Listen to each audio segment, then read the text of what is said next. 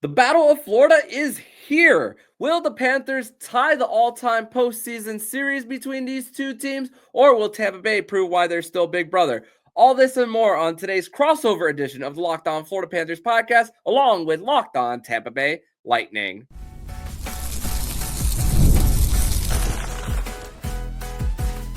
You're Locked On Panthers, your daily podcast on the Florida Panthers. Part of the Locked On Podcast Network, your team every day. And welcome into this Battle of Florida crossover edition of the Locked On Florida Panthers podcast and Locked On Tampa Bay Lightning podcast. We are part of the Locked On Podcast Network, where it is your team every day. Thank you for making both of our Locked On podcasts your first listen of the day.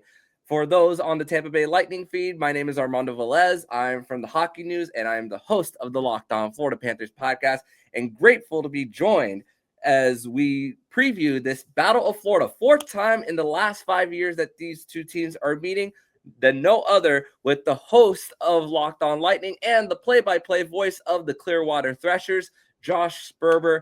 Josh, grateful to be connecting with you once again. And man, this is going to be one crazy series as we've seen with these two teams the previous three times. And our teams might be rivals, but it's always fun when you and I chop it up, Armando. So welcome to the Locked On Florida Panthers. Probably your first time seeing a Locked On Lightning podcast, which, you know, I get, but no better time than the present to celebrate one of the great rivalries in hockey and what I think is going to be an absolute classic of a first-round matchup. The best way I like to put it is just a pure celebration of the game in two non-traditional markets, as these two teams have been the standard over the last half decade for these two.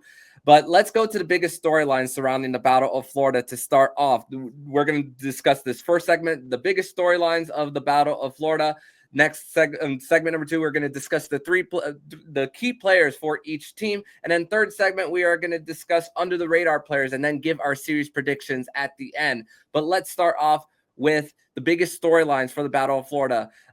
For the Tampa Bay Lightning, Josh, what would you say is the biggest storyline for them as they come into this first round series, finishing second in the division for them?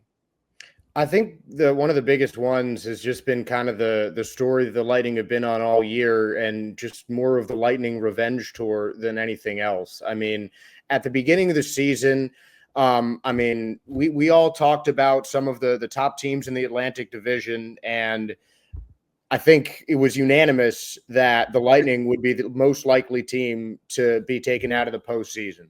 And honestly, the way things stacked up at the beginning of the year, that's exactly how it looked for Tampa Bay. I'll admit that I was skeptical looking into this Lightning season, and I certainly didn't expect the run that the Lightning have gone on. But the Lightning have just continued to be an overlooked team since that Stanley Cup loss in 2022. And they've had some up years, they've had some down years, but they've been consistently in the playoffs. And I think for Tampa Bay, this is just their opportunity to show the NHL that they have never left. And there is no better way to do it against your rival team. And of course, there is no better way to do it against your rival team that happens to be the defending Stanley Cup champions. So you repeat the first round matchup of a year ago that started this championship run for Florida, and the Lightning, their rival, could be the team to end it. I just don't think there's a bigger story going into any hockey playoff series right now. And you think about this with these two teams, they have gotten the best of each other, but they've also learned from each other. You think about like 2022 when the Florida Panthers got swept by the Lightning, that forced them to make a whole bunch of changes to look at themselves in the mirror with the other team in mind. Just like last year when the Tampa Bay Lightning lost in 5 games against the Panthers, that made Julian Breezeball look at his team and zoom out a little bit on what needs to do to improve with the Florida Panthers in mind. So I completely understand why they went in the direction that they did.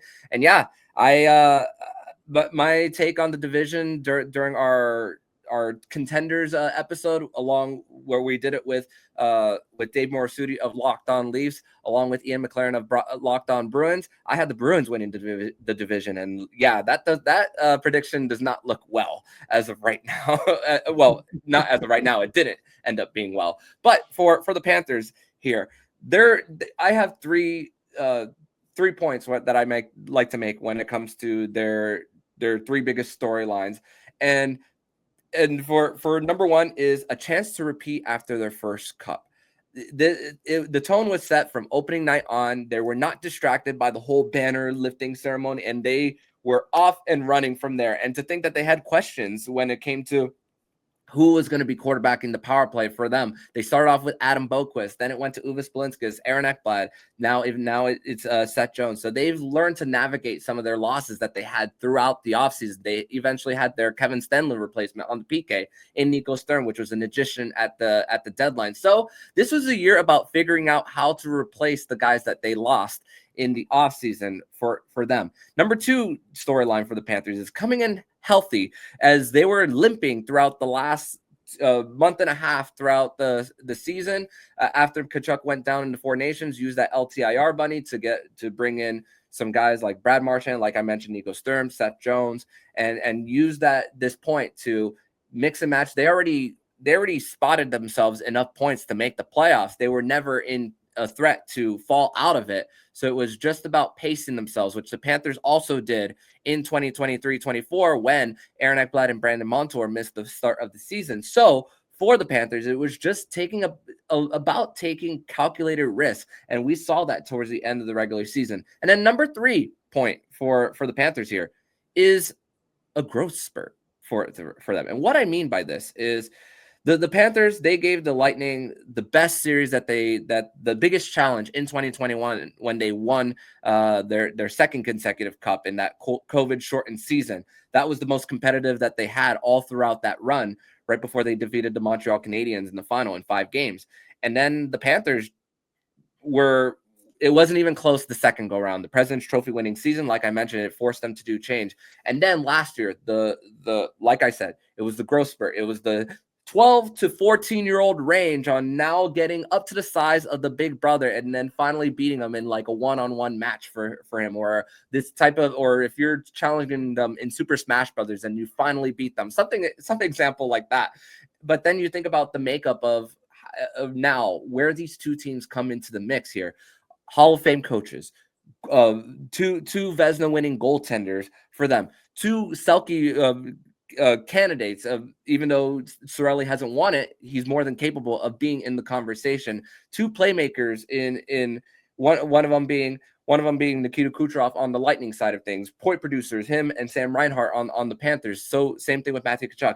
You have a whole bunch of everything when it comes to the Panthers and the Lightning. And the Panthers surely want to show that they have definitely gone into that growth spurt and with a chance to tie the all-time postseason playoff series at 2. So what do you think of those?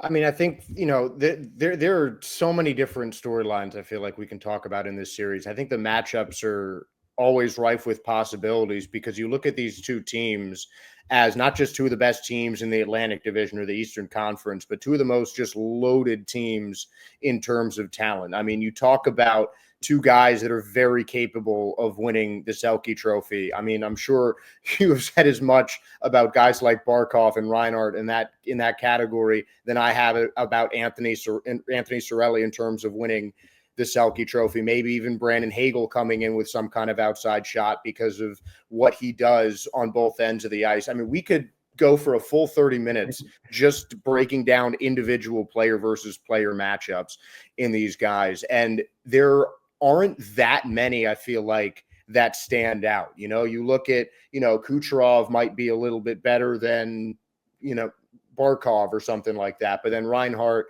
might be a little bit better than Cirelli or whoever it is, or Gensel, however you want to compare the forwards. There's such little margins of difference in between these two teams. And I really think it's going to have to come down to one guy stepping up, whether it's, the the everyday player, the captains, whoever it may be, because for both of these teams, it's a different guy every single night. Yeah. And I think it'll just be really interesting to see who those players are that are really going to break out and take this series into their own hands.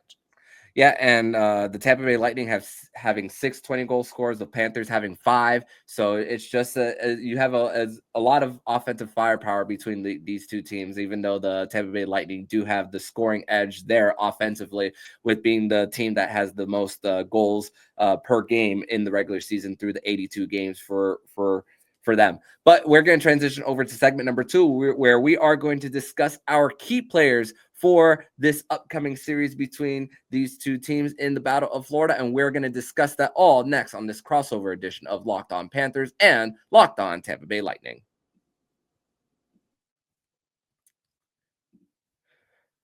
But first, we are going to tell you guys all about Wonderful Pistachios. And are you looking for a snack that's both delicious and nutritious? Crack into a good source of protein with Wonderful Pistachios. Wonderful Pistachios is one of the highest protein nuts, serving 1 ounce serving that has 6 grams of protein, giving you over 10% of your daily value. Plus, they're packed with fiber and better for you unsaturated fats to keep you feeling fuller longer. Personally, I love the no-shells variety. It's the perfect grab-and-go snack for busy days. Whether I'm stacking at my desk, on a road trip, or just need a quick protein boost, they're always my go-to. And if you love cracking open every shell for that satisfying crunch, the in-shell options are a classic favorite. So get snacking and cracking with a snack that packs a protein punch.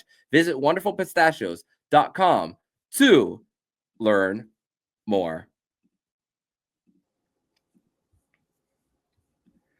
Back on this crossover edition of the Locked On Florida Panthers podcast and Locked On Tampa Bay Lightning. Thank you once again for making both of our Locked On podcasts your first listen of the day, as once again, it is a game day here between the Florida Panthers and the Tampa Bay Lightning. These two teams finally kicking things off in the Stanley Cup playoffs, where we're like I said in my previous episode, a lot of teams will be playing their game 2s while the Panthers and Lightning will be kicking off their game 1. So I'm gonna pass the ball, in this case the puck, to you, Josh, to discuss your key players for the series here for this Battle of Florida between the Florida Panthers and the Tampa Bay Lightning here. Well, I'm going to quickly kind of go through every position group because obviously, I mean, I think you can't discount the goaltenders. Yeah. And for me, I think Andrei Vasilevskiy is the most key player in this series for the Tampa Bay Lightning because no disrespect to Bobrovsky. I think he's a solid goaltender.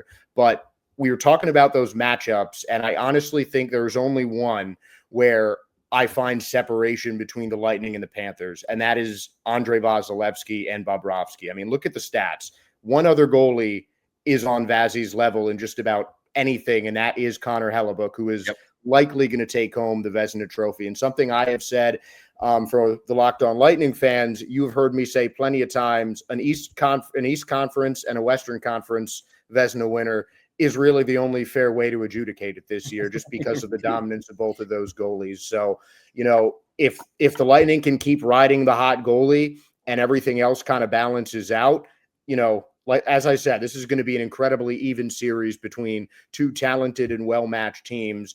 And I think that something as simple as a hot goalie could push the needle.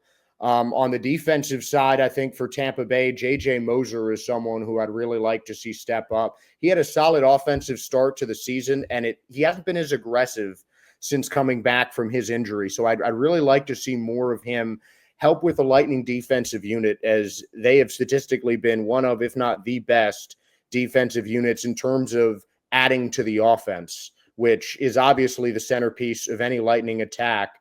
But when you're talking about a key player for Tampa Bay, I'm not going to tell you Nikita Kucherov, as obvious as that would be. He's the best player on the planet. I mean, he's going to do what he does.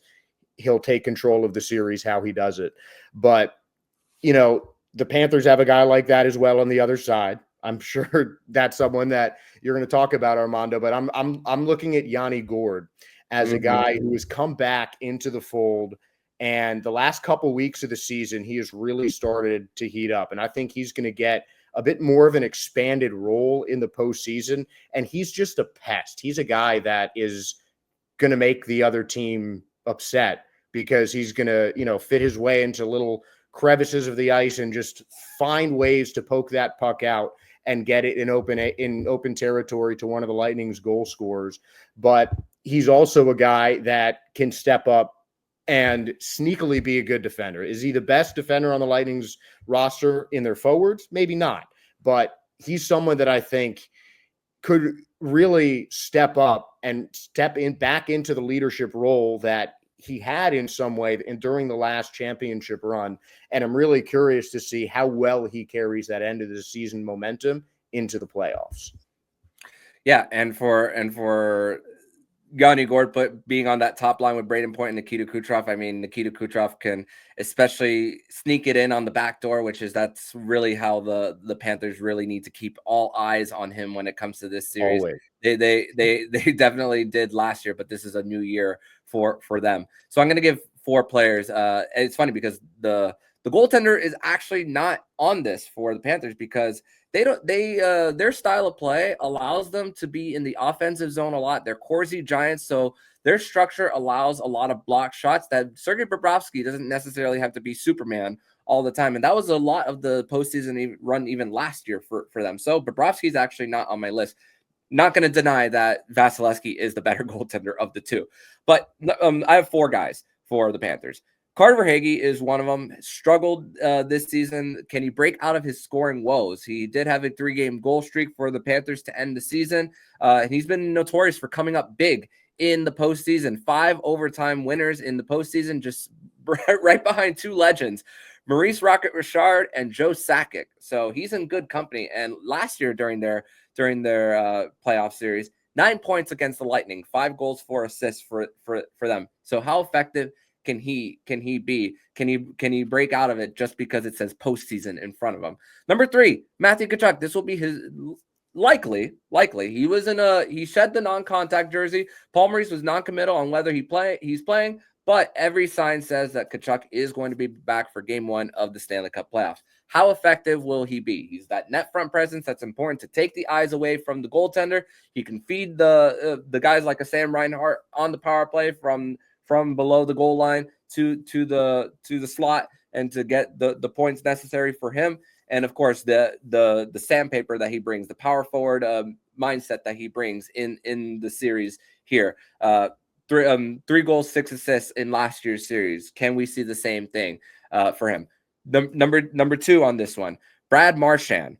This is going to be really important. He's right now placed on the 3rd line with Anton Lundell and Eetu Luostarinen. And I'm interested to see, especially because the Lightning do have home ice advantage here, how they're going to match up the Cirelli line or the point line with the top 6. And is it going to be the Nick Paul line against Anton Lundell? And I do give the experience factor and the advantage to the Panthers here in the bottom 6. So that's really where the Panthers are really going to hopefully make a difference in this playoff series, where Marchand, 47 career points in 51 games against the Tampa Bay Lightning, 20 goals, 27 assists for him. And another one of those agitators for the Panthers here. And number 1, I think I mostly pinpoint this guy because of what's going on with the blue line, with the state of the suspension for Aaron Ekblad. He won't be back until game 3. I'm going to put Seth Jones in as far as the number 1 key players for the Panthers. I'm not worried about the Barkovs. I'm not worried about the Forslings. I'm not worried about the Reinhardts here.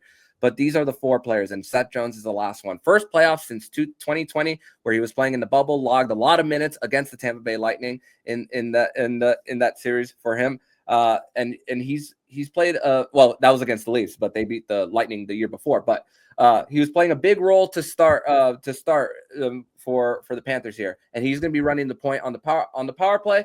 Big minutes guy as far as what he's going to contribute in the penalty kill. He's going to be playing in all situations. So how can he and Gustav Forsling manage the matchups in these first 2 games, which are very important? These 2 teams are exceptional at home, especially Tampa Bay. The splits between home and road for Tampa Bay and Florida, Tampa Bay especially, is quite the wide gap for them. So it's going to be interesting to see how the Panthers manage in a road environment in Tampa Bay with with them not getting the last change, and how much do we see the matchups with, and how many penalties the Panthers could draw and have themselves on the man advantage with Seth Jones running that power play.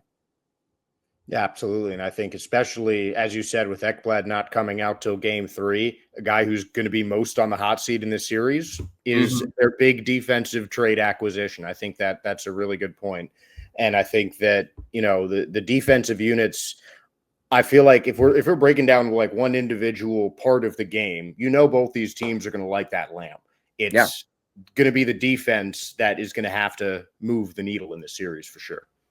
And I'm interested to see how the Panthers try to rattle someone like a JJ Moser, although he's playing on the top pair with Victor Hedman, he's a +20 for what that's worth when it comes to plus minus. But the fact that he hasn't been in a stage like this before, what the Panthers are going to do when it comes to dumping the pucks in deep, and when it comes to just those board battles, and for it to battle it all along the blue paint, when it comes to just disrupting both him and Andrei Vasilevsky in the blue paint. So that one's going to be interesting to see how they're going to be matching up for these two teams here in this first round series. But we got a lot to get to more, where we are going to discuss some under the radar players, and we're going to also discuss some what each team would need to do to come out on top in this series. We are going to discuss that next here on this crossover edition of Locked On Panthers and Locked On Tampa Bay Lightning.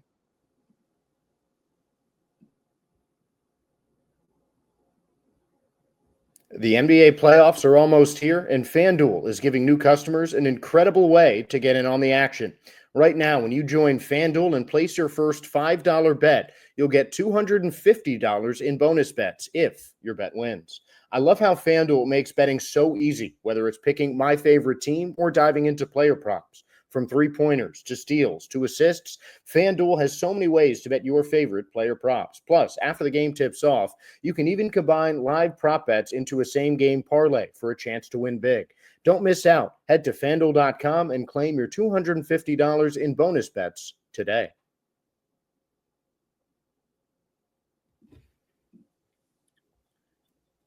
Third and final segment here on this crossover edition of Locked On Panthers and Locked On Lightning. Thank you once again for making the Locked On Florida Panthers podcast and Locked On Tampa Bay Lightning your first listen of the day, as we are kicking off the Battle of Florida tonight at 8:30 p.m. Eastern Standard Time on ESPN. You could watch where Sean McDonough, Ray Ferraro, and Emily Kaplan will be on the call. But you could also watch the games locally in South Florida on Script Sports and on FanDuel Sports Network Sun in Central Florida for those of the Tampa Bay Lightning fans here. So let's talk about some under the radar players here, Josh. And for me, I'm going to go with the two bottom six centers for the Florida Panthers.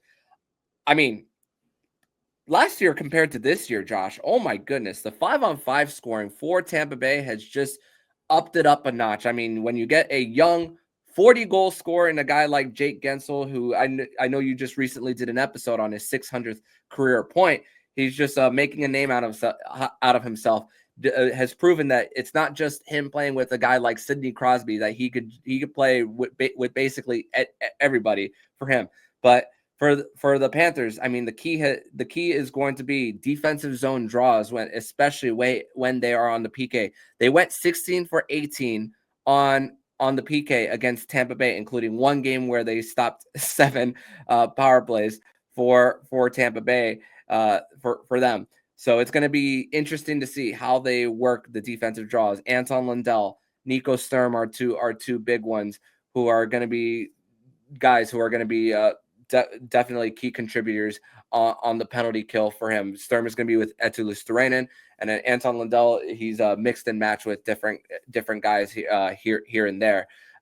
So we'll see if he's going to be paired with Brad Marchand for him.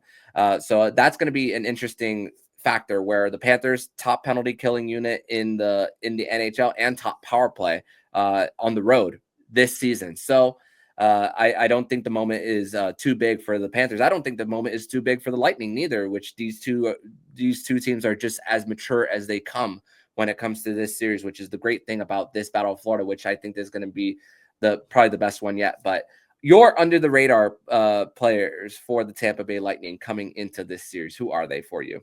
Well, first, Armando, just talking about the too big for the moment. I mean, these are two teams that have been there and done it. Yeah.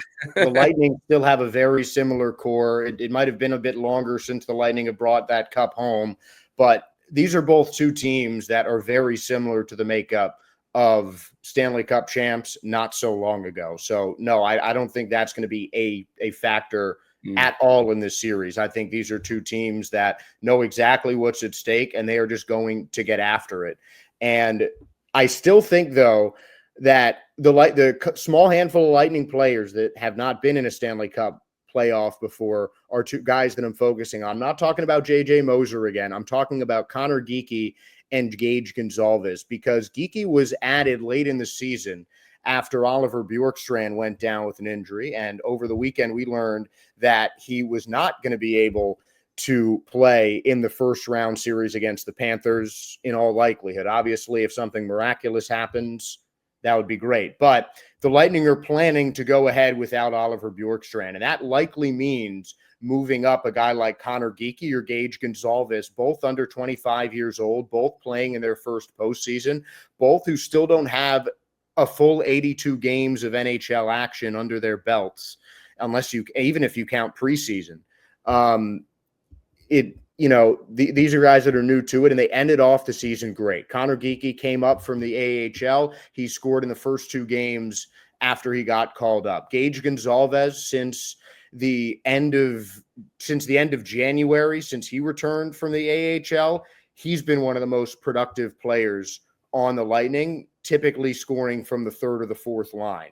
Gonzalez had 2 points before he got recalled from the AHL in February. Since then, he has the rest of his almost 20. 14 points, I think, to be exact, in the last 2 months of the season for a guy who was playing his first full season of NHL action. Incredible. So I'm just curious to see how the Lightning are going to structure some of those bottom six lines, because I think the top six forward for Tampa are usually pretty set. You've got Gensel, Point, Kucherov on that first line. You've got Hagel, Cirelli, usually Nick Paul. For the playoffs, my guess is going to be Nick Paul, but Yanni Gourde could go there. Connor Geekie could go there. Gage Gonzalez could go there. The fact that these young players for Tampa have adapted so well into John Cooper's system, and the chemistry has looked so great in the second half of the season with those guys, that could really make it difficult for Florida to defend some of these line combinations. And you can even look as far down as the Lightning fourth line. Zemgus Girgensons, it might not seem like a big deal for a player like him to be in his first ever playoff game, because he was kind of a quiet guy, usually a bottom nine liner on Buffalo, but he's played 770 career NHL games. Just doesn't matter that he's played about 10 minutes a game over the course of the season for the Lightning. He's got hunger. This is the first time he's tasted Stanley Cup playoffs, and he is going to absolutely want that.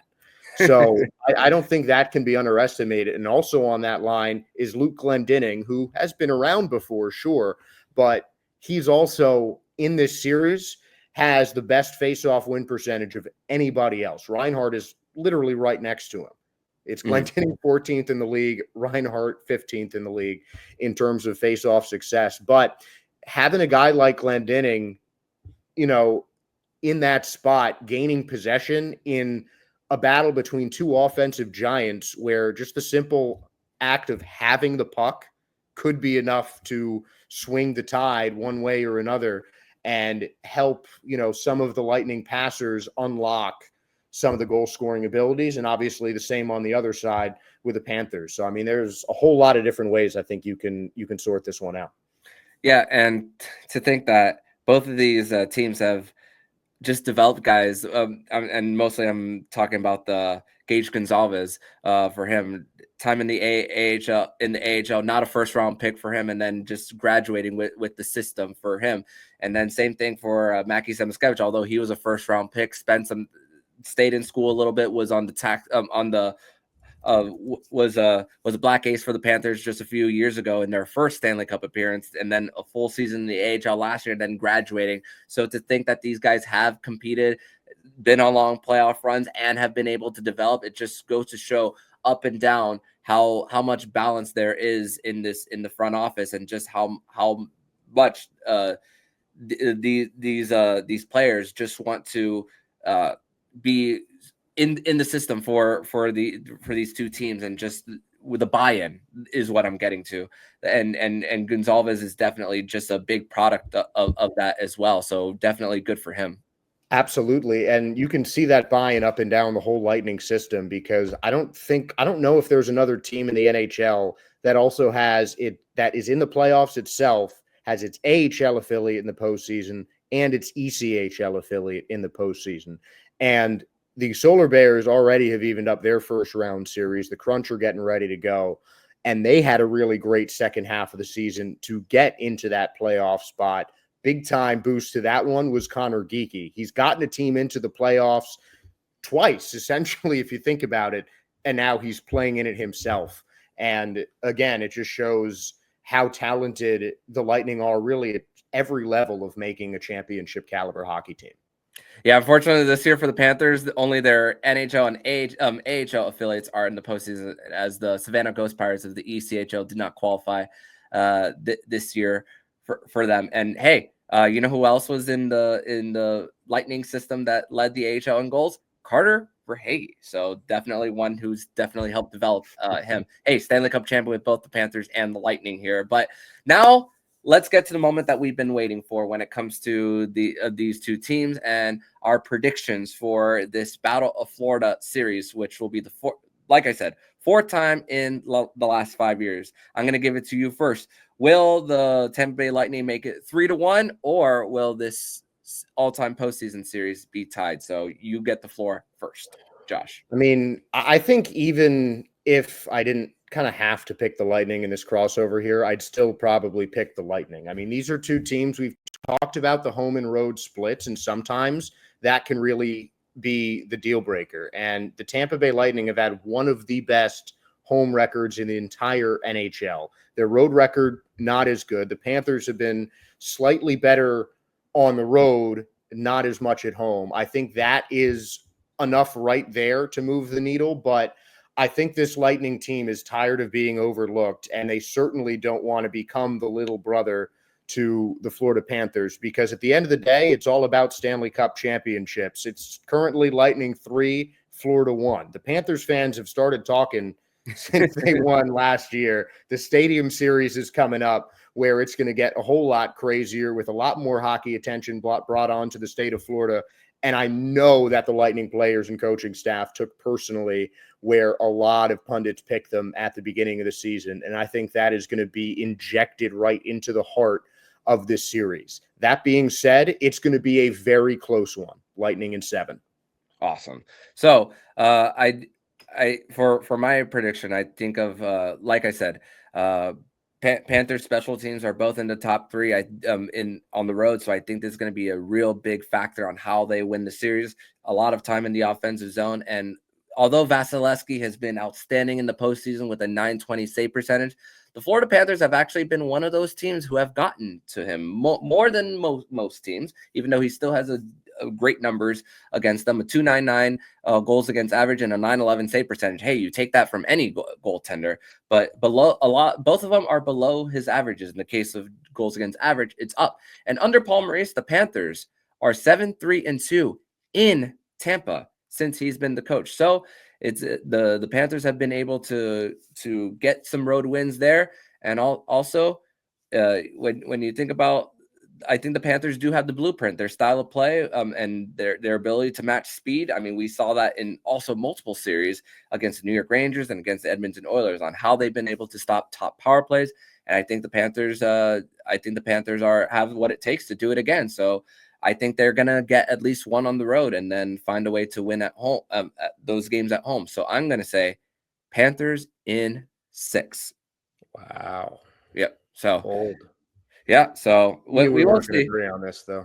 Yeah, and you know what? I say it, but I wouldn't be surprised if it goes one way or the other, because these two teams are just built for championship hockey, and it's a shame that one of these two teams are going to be exiting early. Just like, hey, we anticipated it for Dallas, Colorado as well, even though that's not looking as competitive of the series now with all the injuries that that's going on the Dallas side of things. But hey, all eyes are going to be on this one, at least in the US, because Battle of Ontario will be going on at the same time on ESPN2 on that night, at least on Tuesday night. But Josh, this was great getting together with you. We definitely got to get together again, at least in the middle of this series, maybe when the series shifts to South Florida or in between one of the games. So grateful to be connecting with you once again on another crossover edition of the Locked On Florida Panthers podcast and Locked On Tampa Bay Lightning. So for my listeners, tell everybody where they can find you online, my friend.